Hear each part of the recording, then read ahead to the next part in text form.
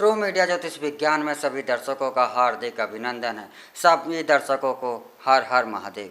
भगवान भोलेनाथ आपकी सभी मनोकामनाएं माँ गिरजा भगवान शिव की कृपा से पूर्ण हों। और आज बात करते हैं, चलिए हम अपने आज के विषय पर। आज का हमारा विषय है आपके रसोई से संबंधित है और रसोई में आपके आटे से संबंधित है। यह आटा, आज चाहे आटा आपका, अगर आप रोटी बनाते हैं, खाना बनाते हैं, तो आप आटे के बिना भोजन की आप कल्पना नहीं कर सकते, क्योंकि आटा एक मुख्य, एक आध दिन कर सकते हैं, लेकिन आटा आपको अवश्य ही चाहिए।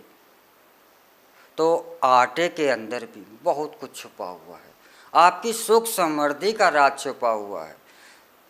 आपके आटे की, घर के आटे में आपको माता लक्ष्मी की कृपा पाने का राज छुपा हुआ है। आपके घर के आटे में माता अन्नपूर्णा की कृपा पाने का राज छुपा हुआ है आपकी रसोई के अंदर। आटे में, आटे से बहुत सारी नकारात्मक ऊर्जा भी प्रकट होती हैं, क्योंकि यह अन्न है, ऊर्जा है, एक शक्ति है, और आटे से नकारात्मक ऊर्जा भी आकर्षित होती हैं। तो पॉजिटिव, क्योंकि अधिकतर तो अब जो मुख्य चलन जो रह गया है वह गेहूं के आटे का खाने का रह गया है, वरना आटा कई का प्रकार का भी होता है, बाजरे का भी होता है, मक्के का भी होता है, जौ का भी होता है। तो आपका आटा कोई भी हो, कोई भी आटा हो, प्रत्येक आटे के अंदर ईश्वरीय वरदान होते हैं। गेहूं के आटे में भी कई देवताओं की शक्तियों का वास होता है, मक्के के आटे में भी, बाजरे के आटे में भी कई देवताओं का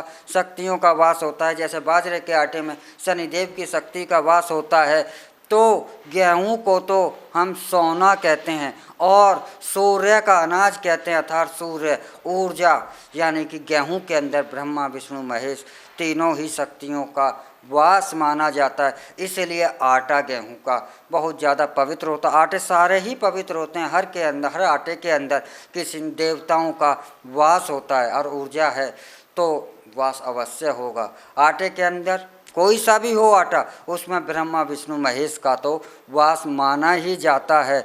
तो एक बात तो आप अवश्य ही ध्यान रखें कि बहुत से महिलाएं हैं, ये आजकल जो चलन चल गया है फ्रिज का, यह फ्रिज हमारे घर में कई रोगों को जन्म देता है।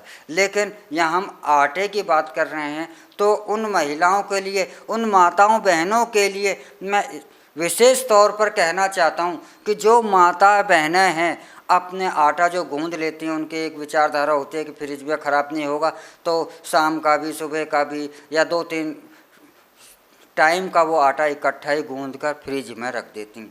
तो गूंदा हुआ आटा आपको फ्रिज में नहीं रखना चाहिए, क्योंकि गूंदा हुआ आटा जब आप फ्रिज में रखते हैं, थोड़े बहुत समय की बात अलग है, अगर लंबे समय तक रखते हैं, 24 घंटे से ज़्यादा रखते हैं, या रात्रि के समय 1-2 रात्रि तक रखते हैं, तो 1-2 घंटे की बात अलग है। अगर फ्रिज में लंबे समय तक आप आटा गूंद कर रखते हैं, तो इस गूंधे हुए आटे के कारण आपके घर में नकारात्मक ऊर्जा को आने से कोई नहीं रोक सकता, क्योंकि आटा जो है लंबे समय तक गूंधा हुआ रखा रहे तो उसको वह नकारात्मक शक्तियाँ उसकी ओर आकर्षित हो जाती हैं और वह उसमें प्रवेश करने लगती हैं। इसलिए आपको भूलकर भी गूंधे हुए आटे को फ्रिज में ना रखना चाहिए। हमेशा यह प्रयास करना चाहिए कि आटा जब भी गूंधें तब ही हम उसको पूर्ण प्रयोग कर लें। अगर हम उसका गूंधे हुए आटे का पूरा प्रयोग नहीं कर सकें, तो थोड़े से समय के लिए, अल्प समय के लिए आप उसे फ्रिज में रख सकती हैं, लेकिन लंबे समय तक, 24 घंटे तक भी आप आटे को फ्रिज में ना रखें। यह आपका नकारात्मक ऊर्जाओं के आने का कारण बन जाता है। दूसरा, आप आटा जब गूंदती हैं, तो आटा जो घर का भोजन होता है उसमें और बाहर के भोजन में अंतर होता है। आप आटा गूंदती हैं, आप भोजन पकाते हैं, और जो घर में बनाते हैं तो आप भौतिक वस्तुओं का इस्तेमाल नहीं करते। आपके भोजन पकाने में आपके विचार भी पकते हैं। जब आटा आप गूंदती हैं तो आप अपने विचार, आपने संस्कार भी उस आटे के साथ गूंथती हैं। तो आटे को यह ना, अगर होटल पे जो बना रहा है तो उसकी मानसिकता है मुझे बेचना है, लेकिन उसकी विचारधारा अलग है। लेकिन जब घर में वही भोजन बन रहा है तो उसमें होता है कि मेरे को अपने लिए बनाना है, यह मुझे अपने परिवार के लिए बनाना है। तो यहाँ भी विचारधाराएं दोनों की अलग हो जाती है और यह विचारधारा भी आपके भोजन में बनती हैं। इसलिए आपका जो घर का आटा होता है, जब आप आटा गूंदें तो इसमें 2 कार्य और करें, कुछ चीज़ें आप अवश्य मिलाएं। एक, चुटकी भर हल्दी, आप अपने आटे में गूंथते समय चुटकी भर हल्दी डाल दें। चुटकी भर हल्दी आपका आटे में मिलाने पर लक्ष्मी नारायण की कृपा प्राप्त होने का संकेत मिल जाता है। तो अपने आटे में चुटकी भर हल्दी और थोड़ा सा नमक चुटकी भर आप अवश्य ही मिलाएं आटा गूंदने में। अगर आप स्वाद के अनुसार भी आटे को नमक मिला सकती हैं, और नहीं तो चुटकी भर आप अवश्य ही अपने आटे में हल्दी चुटकी भर और चुटकी भर नमक आप मिलाकर ही गूंदें। और जब आप चुटकी भर हल्दी और नमक मिलाते हैं तो आपको ऊर्जा माँ अन्नपूर्णा की कृपा भी प्राप्त होती है।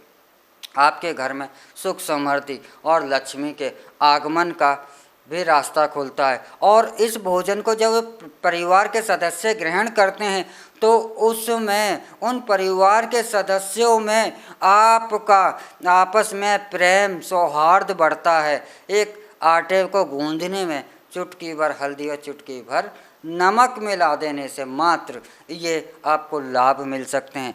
तो आप अपने घर की रसोई के आटे को साधारण ना समझें, यह भी बहुत कार्य करता है। और सही कहा जाए तो आपके बल की जो आपकी शक्ति है, वह बल जो है वह आटा है। तो आटे का यह प्रयोग आप अवश्य करते हैं तो और जीवन भर के लिए करते हैं तो आपके घर में सुख समृद्धि का वास भी होगा, ऐसी हमारी कामना है। और इसी के साथ हम आपसे विदा चाहते हैं। अगले एपिसोड में फिर मिलेंगे एक नया विषय लेकर। तब तक हर हर महादेव। आप हमारे ट्रू मीडिया ज्योतिष विज्ञान को लाइक शेयर कमेंट करना ना भूलें। हर हर महादेव। अगर आप ये वीडियो YouTube पर देख रहे हैं तो हमारे चैनल को सब्सक्राइब करें और बेल आइकन को दबाना ना भूलें। अगर आप Facebook पर ये वीडियो देख रहे हैं तो हमारे पेज को लाइक करें।